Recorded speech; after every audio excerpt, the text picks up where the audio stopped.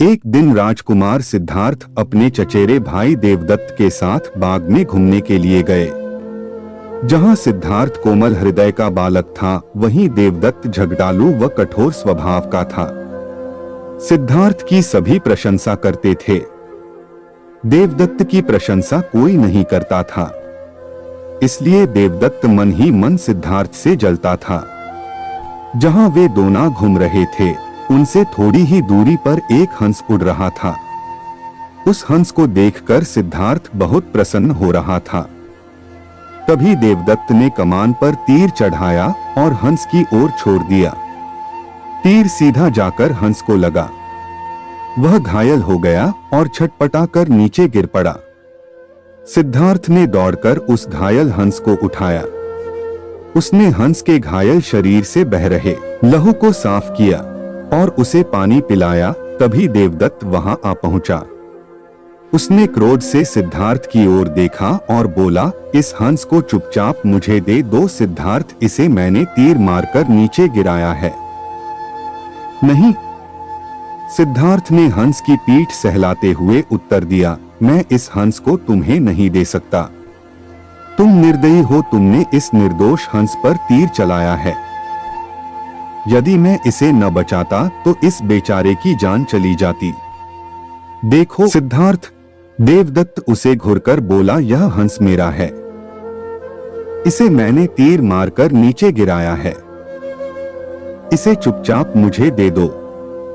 यदि नहीं दोगे तो मैं राज दरबार में जाकर तुम्हारी शिकायत करूंगा। सिद्धार्थ ने उसे हंस देने से साफ साफ मना कर दिया।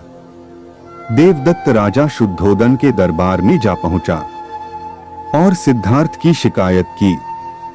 शुद्धोदन ने उसकी शिकायत को ध्यानपूर्वक सुना, फिर सिद्धार्थ को बुलावा भेजा। कुछ ही देर में सिद्धार्थ हंस को लेकर राज दरबार में उपस्थित हो गया।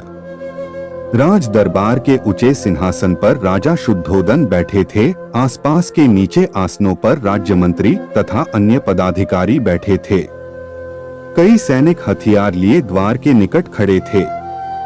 शुद्धोदन के संकेत करने पर देवदत्त सिर झुकाकर बोला, महाराज, जो हंस इस समय सिद्धार्थ के पास है वह मेरा है। इसे मैंने तीर मारकर पृथ्वी पर गिराया था।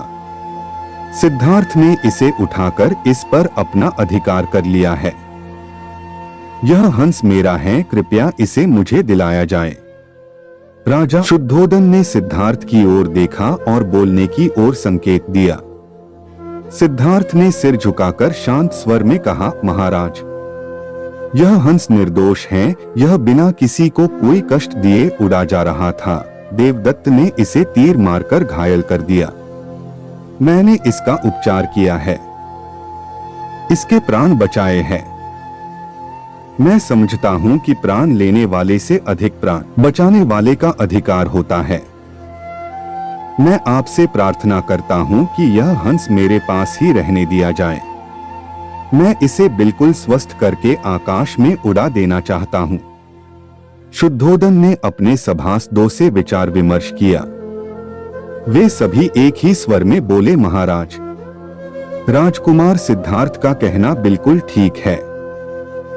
जीवन लेने वाले से बचाने वाले का अधिक अधिकार होता है। अतः हंस राजकुमार सिद्धार्थ के पास ही रहने देना चाहिए।